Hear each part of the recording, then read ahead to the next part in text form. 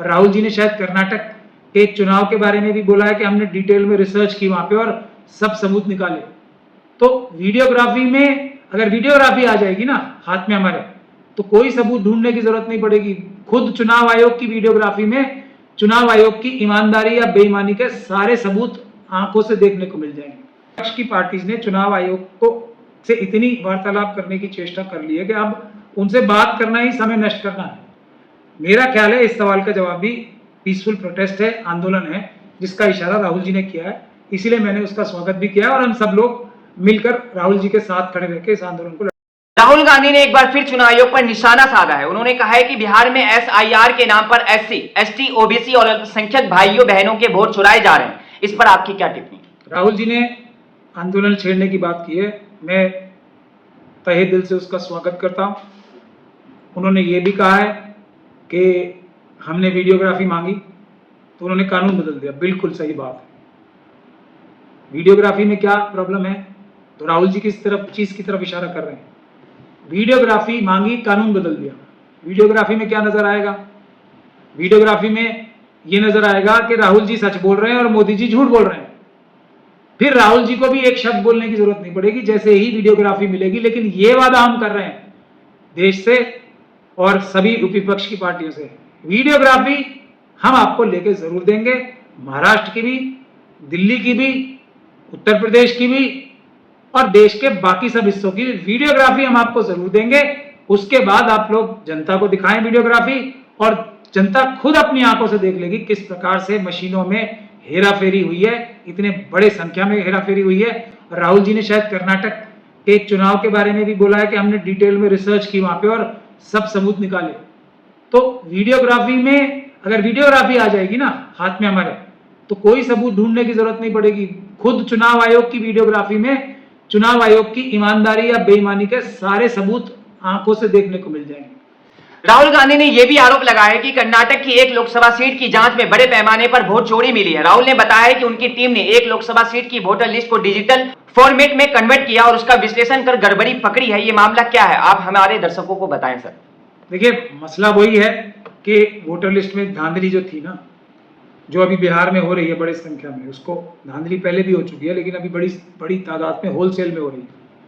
राहुल जी ने एक रणदीप सुरजेवाला साहब हैं, उन्होंने दिल्ली हाईकोर्ट में एक केस डाला था जिसमें यह कहा था कि हमें हरियाणा की वोटर लिस्ट किस फॉर्मेट में दो, मशीन रीडेबल,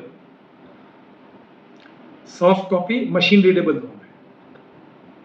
हाईकोर्ट ने आदेश तो किया था लेकिन उसमें यह नहीं लिखा हुआ था कि वो सॉफ्ट कॉपी जो मिलेगी इन्हें मशीन रीडेबल मिलेगी। अभी तक मेरे ख्याल से उनको वो वोटर लिस्ट की हाईकोर्ट का ऑर्डर का चुनाव आयोग ने पालन नहीं किया।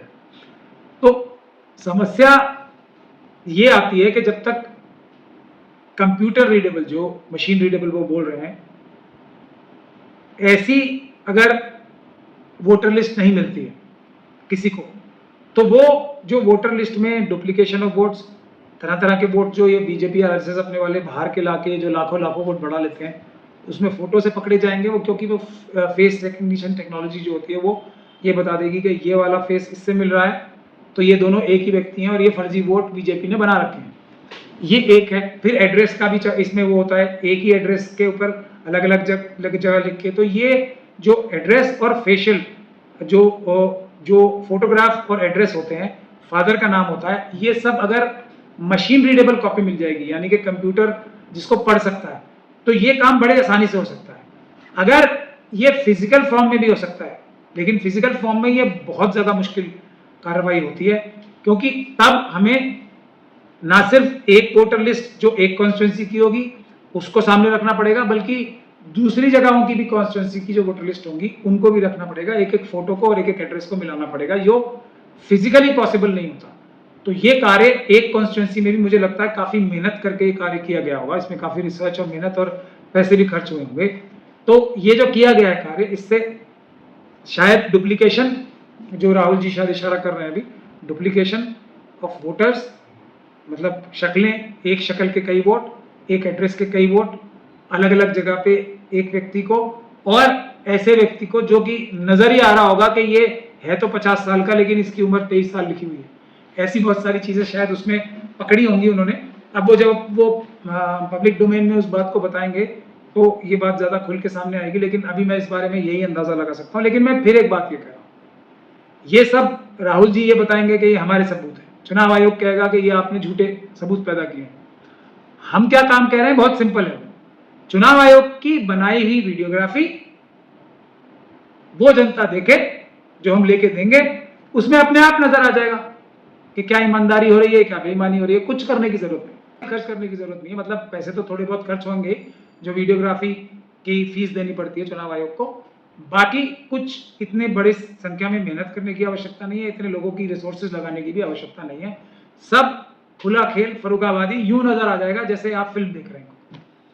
बिहार के नेता प्रतिपक्ष तेजस्वी यादव ने आज चुनाव आयोग से 3 अहम सवाल पूछे हैं। हम आपसे इन तीनों सवालों पर आपकी अलग अलग टिप्पणियां लेंगे।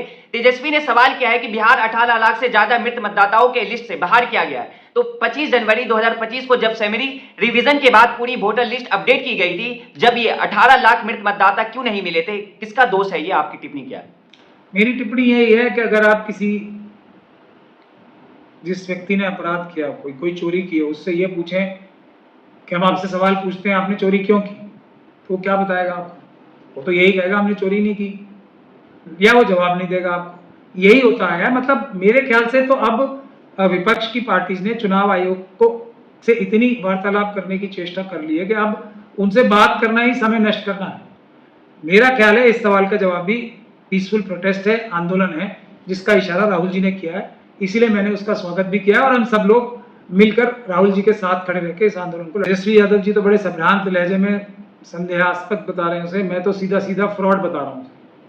चुनाव आयोग आरएसएस के कार्यकर्ता के रूप में मोदी जी और अमित शाह के इशारे पे कार्य कर रहे हैं, चुनाव आयोग के भ्रष्ट अधिकारी। इसके अलावा कोई भी बात नहीं है। ये बार बार आप कहते रहें कि आप ये किस प्रकार के कार्य कर रहे हैं, उनको कोई फर्क नहीं पड़ रहा। वो तो कर ही रहे हैं ना, वो तो खुद ही बता रहे हैं कि 36 लाख या 38 लाख वोट बताए उन्होंने कि जो हम काट रहे हैं, 48 लाख सॉरी, वो तो खुलेआम बता रहे हैं ना, वो कौन सा छुपा रहे हैं। और ये लोग कोई इतने सारे लोग एक साथ ही थोड़ी मर गए होंगे। तेजस्वी यादव साहब कह रहे हैं तो ठीक ही कह रहे हैं ना वो तो, लेकिन फर्क किसे पड़ रहा है? ना मर गए होंगे ना बाहर चले गए होंगे, और बाहर चले जाने से वोट थोड़ी कट जाता है कोई। अब ट्रेस करने का कौन सा तरीका है? चुनाव आयोग ने क्या पूरे भारतवर्ष में घूम घूम के उन लोगों को ढूंढा है क्या? तो ये सब फर्जीवाड़ा कर रहे हैं। मतलब उनसे डायलॉग में एंटर करना ही मेरे ख्याल से समय नष्ट करना है, उनसे बातचीत करना ही समय नष्ट करना है। मेरे ख्याल से तो उनसे बात नहीं की जानी चाहिए, या तो उनके खिलाफ सख्त कानूनी कार्रवाई की जानी चाहिए या बड़ा आंदोलन करना चाहिए, उसके बाद सब ठीक होगा, ऐसा मुझे लगता है। तेजस्वी ने पूछा है कि 7 लाख मतदाता 2 स्थानों पर नामांकित बताए जा रहे हैं, ये किस आधार पर तय किया गया है? क्या हर मतदाता को व्यक्तिगत रूप से नोटिस भेजा गया है? कितनों ने जवाब दिया है, कितनों ने व्यक्तिगत रूप से पुष्टि की? ये सेक्शन 22 की प्रक्रिया है जो तेजस्वी यादव साहब बता रहे हैं, बिल्कुल सही बता रहे हैं। ये चुनाव आयोग करेगा क्यों? उसे तो चोरी करनी है। जिस व्यक्ति को कानून तोड़कर, जिस भ्रष्ट अधिकारी को कानून तोड़ के आरएसएस और बीजेपी की मदद करनी है, तो ये सारी प्रक्रिया तो कानून में लिखी हुई है, वो क्यों करेगा? यहां समझ का ही फेस है। अभी भी शायद तेजस्वी यादव साहब के दिमाग के किसी कोने में ये एक उम्मीद है कि चुनाव आयोग का जो की नैतिकता शायद जाग जाए, इसीलिए वो उनसे बार बार इस प्रकार की भाषा में रिक्वेस्ट कर रहे हैं या उनका ध्यान आकर्षित कर रहे हैं। मेरे ख्याल से ये समय नष्ट करना ही है और कुछ। आखिरी सवाल है, भारत सरकार के मुताबिक जून 2025 में देश की बेरोजगारी दर 5.6% थी, लेकिन राइटर्स द्वारा किए गए सर्वे में 50 स्वतंत्र अर्थशास्त्रियों में से 70% ने इस आंकड़े को गलत बताया। 17 विशेषज्ञों ने अनुमान लगाया कि वास्तविक बेरोजगारी दर 7% से लेकर 35% तक हो सकती है। बेरोजगारी दर पर आपकी क्या टिप्पणी है? कि मोदी जी ने कहा ना कोई आया ना कोई गया, तो अब आप कर लो बहस मोदी जी से। मोदी जी का तो हम सबको धन्यवाद करना चाहिए कि उन्होंने बेरोजगारी की दर 5% से कुछ ऊपर बता दी। अगर वो ये कह देंगे कि पूरे देश में कोई बेरोजगारी नहीं है, तो हम उनका क्या कर लेंगे? कुछ कर लेंगे? अगर वो ये कह देंगे कि हमारा देश तो बेरोजगारी नहीं पूरे दुनिया को रोजगारी दे रहा है, हम अमेरिका को रोजगार दे रहे हैं, तो हम उनका कुछ कर लेंगे।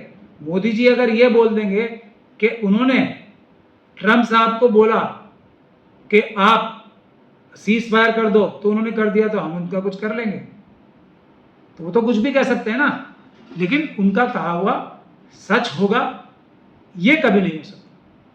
ये बात है, और ये साफ साफ बात है। मोदी जी की बात पे या मोदी जी की सरकार के किसी भी अधिकारी की किसी भी बात पे भरोसा करना धोखा खाने के बराबर है। वो कोई समझदारी का काम है ही नहीं।